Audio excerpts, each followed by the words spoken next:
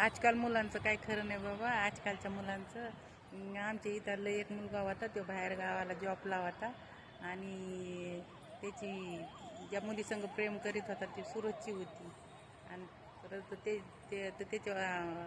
त्या मुलीचं लग्न व्हायचं म्हणून माहीत पडलं त्या मुलाला. तर कुणी त्याच्या फ्रेंडनी सांगितलं तर ते मुलगा तिथं दारू प्यायला लागला, इमल खायला लागला, काय काय करायला लागला, काय करीत होता त्याची त्यालाच माहीत नव्हतं. मग त्याची मम्मी माझ्याकडं त्याची आई माझ्याकडं आली आणि मला म्हणलं काय झालं, तर म्हणली असं असं झालं. तर म्हणलं थांबा आपण विचारू की खरंच लग्न आहे काय, बघू. म्हणलं मी जाऊन बघून येते. त्यांच्या घरी जाऊन बघितलं तर जागरण गोंधळ होतं.